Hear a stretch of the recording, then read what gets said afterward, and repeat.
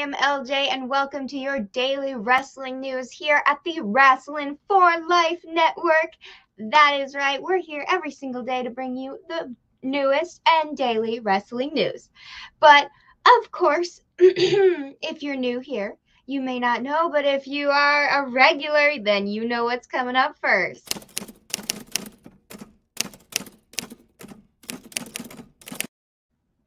That's right, today in wrestling history, we always go back in time here, just first thing, and I got some pictures to help out with it today. Let's make this one as big as possible because it is a very old photo. 37 years ago today in Toronto, Ontario, Canada, the WWF champion Bob Buckland and AWA World Heavyweight Champion Nick Bockwinkel fought to a double count out. This was the very first singles meeting between the AWA and the WWF World Champions. So I thought that was very interesting to bring up. You know, little US, little Canada, awesome. And of course, a little bit more up to date. 15 years ago today the WWF held the very first draft in Pennsylvania, and yes, it was for half of the roster will be staying on Raw while the others went to SmackDown, just like the usual, except Vince McMahon was representing SmackDown and Ric Flair was representing Raw. So wow, wrestling history is just interesting. So I definitely find it interesting. Next up, you're saying, well, who's this? Well, this is Fandango. And he recently tweeted out, because he's a former WWE superstar, Fandango, and he's known more on the indies as Dirty Dango, because that's a name. He tweeted out saying, I'll be stepping away from the ring for a couple of months. Goodbye forever.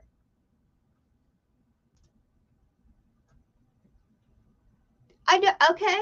I hope you're okay, and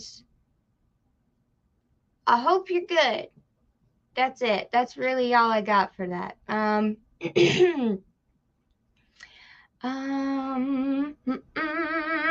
Next up we have, pretty sure I forgot the picture for this one, but that is okay, because we are talking about Cody Rhodes and all of the rumors involving him at WWE, but this one is involving his presentation when he arrives, because you know how much WWE loves to change how you look, how you act, how you walk, how you talk, how you dress, everything. They love to change everything. But in this case, they were quoted in saying at WrestleVotes that two very high-profile people were adamant that if and when Cody Rhodes arrives, he will be exactly what he was in AEW.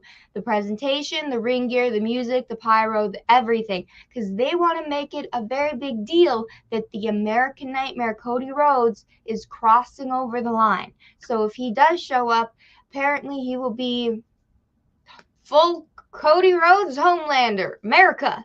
So we're still just going to have to wait and see. But the rumor is that he will be wrestling Seth Rollins at WrestleMania. But then there's also a rumor that he's going to show up at the Raw after WrestleMania. So literally we don't know exactly when he's going to show up. But yeah.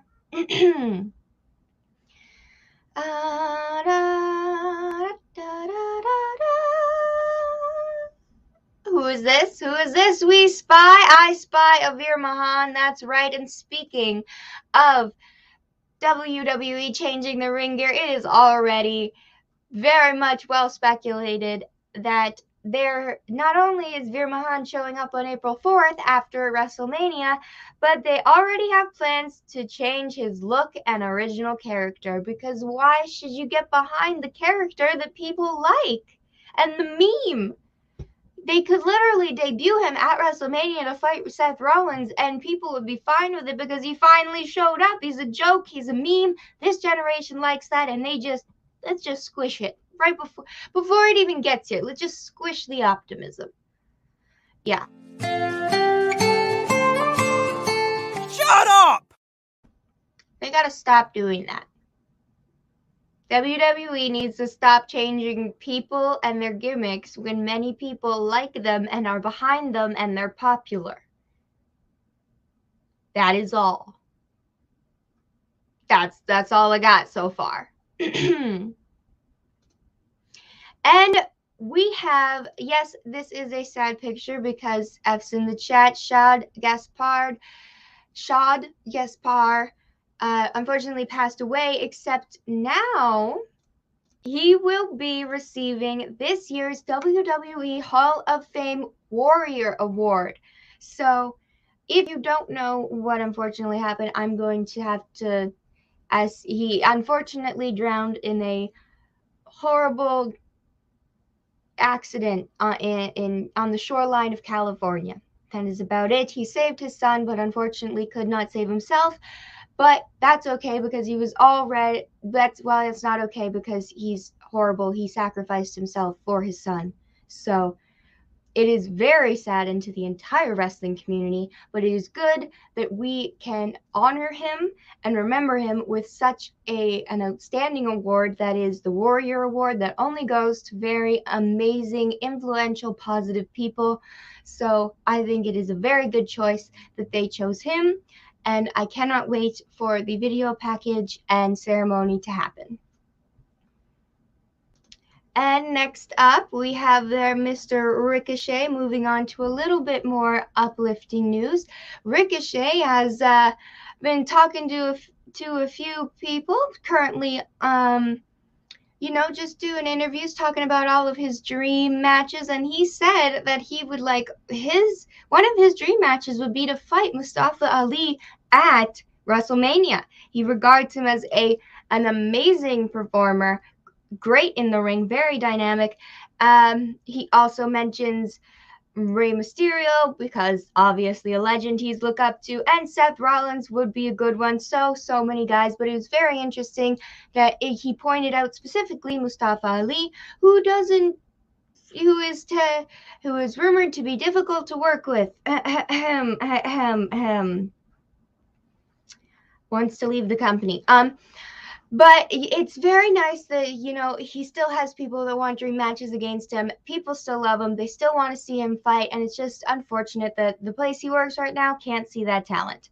But, we can. Us fans, we can see the talent. So, yeah, that at least the fans can see the talent. But moving on to...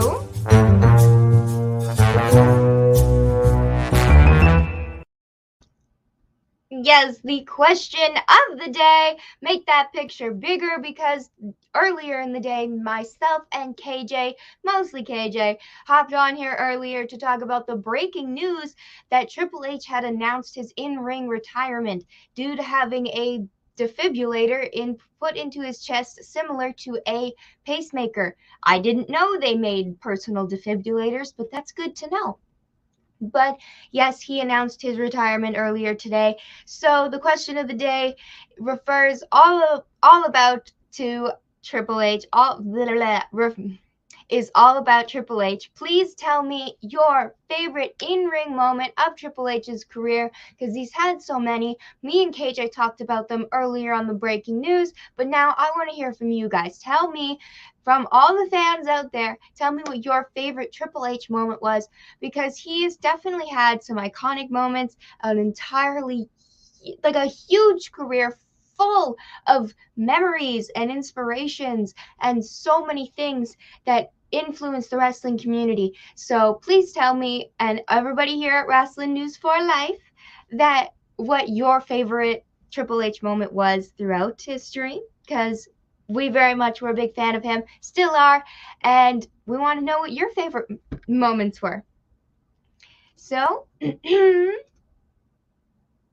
sound all professional. Maybe if I clear my throat, I'll sound professional. But that is the end. Thank you very, very much to everybody watching. please remember to like, subscribe, and comment down below to answer our question of the day. I have been LJ, and thank you for joining me for your daily news at the Wrasslin for Life Network. Remember to subscribe, because when we get to 100 subscribers, I've been taking suggestions, but so far top one is a wonderful Photoshop of all of the wrestling furry pets that watch our wonderful wrestling channel here, ours and fans. So that is what the 100 goal is. If you have a better idea, please let me know, or just a different one. I love having options of what to do. Maybe we'll do both. So please let me know, and I hope you have a wonderful rest of your morning, evening, or afternoon, whenever you're watching this. So thank you, and I will see you guys next time.